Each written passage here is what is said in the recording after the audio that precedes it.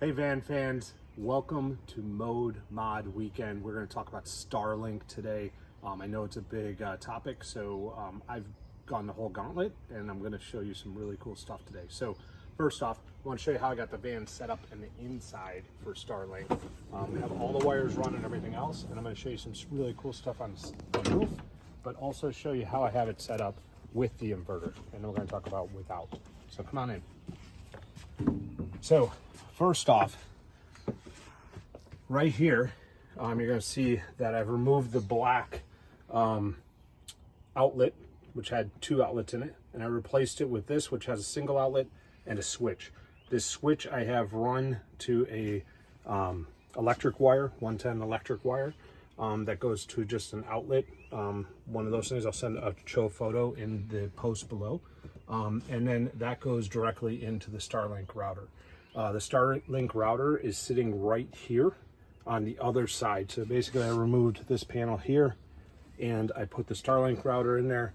I used a couple of those adhesive zip tie pieces with a screw to hold it against here. So as we're going down the road or going off-roading, it doesn't fly around. So that is very secure there. That's where the Starlink router is living, is right here, facing outwards. I ran the wires for the Starlink. As you can see, the power, I ran from here to there. So this basically is off and this would be on. So the Starlink is now on. Starlink is now off. It's that easy. The next thing is to run the Starlink cable from the roof. I ran the wire between the two racks on the roof and basically cut a hole in the roof and put a junction box up there. Big enough, with a hole big enough where I can run the Starlink cable through there without having to cut the end of the cable off. So the Starlink cable came down through there. I just removed this microwave with these 4 screws, 1, 2, 3, 4. Pull the microwave out, unplug it. You can easily grab the other end of the Starlink cable, pull it down. I removed this panel as well, which is 4 screws as well, 1, 2, 3, 4.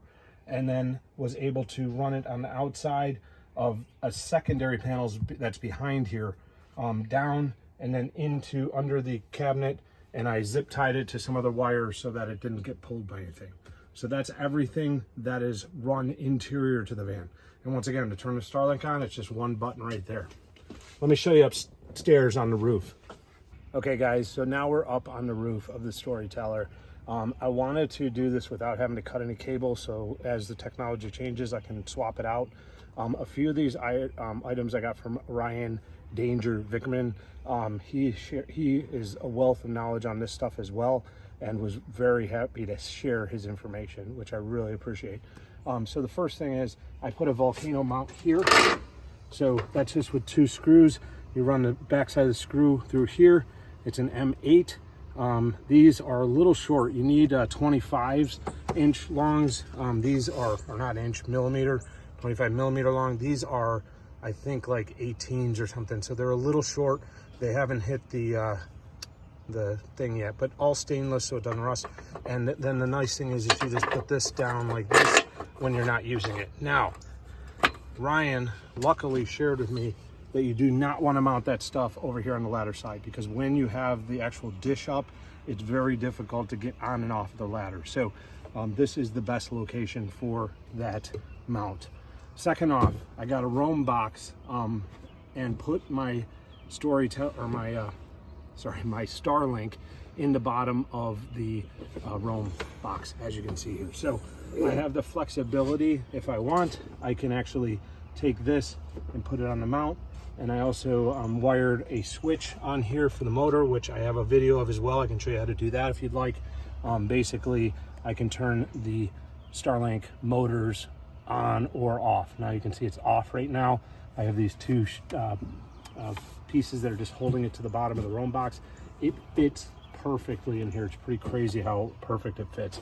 I have the original cable, so the other option is I can also ground mount it anywhere I want. So if I'm under a tree or something and want to be able to actually use the Starlink somewhere else, I can do that as well. So as you can see here, in its closed condition, and as I'm using the Starlink most of the time, this is how it will actually be used, just like this. You'd never even know it was there. The other thing is we talked about that box. If you want to come over here, you're going to see that between the two racks, there's enough room here to actually drill a hole. So I drilled a hole and then I used a Hexaw blade by hand and cut the roof a little bit that way and that way. I have some photos of that as well. I did it at the top of the ridge, or the rib, you should call it. I did it at the top so it was less likely to have water, and then I sealed it all with a sealant that I've been using on my Airstream for years, which is a really great sealant, and I'll share that details with you as well. Over here I haven't vacuumed yet, but you can see over here there's actually the connection to the box, and then this is on a hinged thing that will close, and I can run the wire right down to the bottom there, as you can see, and then I can swap it out as I need to. So basically have this all set up for all of that stuff. So hopefully this was helpful to you guys. Once again, if you have any questions, let me know. Before I do that, I do want to tell you one thing. I also have figured out how to run the Starlink off of DC, off of the Volta system. I will put a video right here, right now. My original Starlink router over here. I got those parts. So I ended up using a Starlink Ethernet connector, but I'm not using the actual connector there. I'm just plugging my cable in there so I didn't have to ruin my Starlink cable. And then it's crazy because they have two pair of everything, but these are really thin, like tiny thin ones. I have no idea what they're in there on this cord. I don't think it's on that cord, but on this one it has two pairs of those wires, so I just didn't hook them up.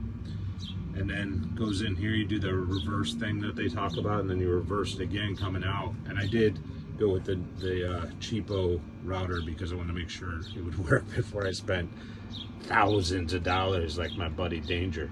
And then this just goes right here. This is just a pile of cable because I'm gonna use it to run it somewhere else. But I mean, I'm just connecting into the two bridges. I found that's the best place to go. So these aren't screwed down yet, but I'm gonna connect into those two terminals. Goes into this little guy. We got a little fuse block in there. This is from my KC lights originally. And the only thing I'm still running off the inverter right now is this, but I'm going to put in a one of those USB-C connectors right here under it. So I'll drill one in. So, and probably mount the router right under it with a short cord. So it works, dude. I'm like completely off the inverter once I get this guy off of the inverter, which is the easy part.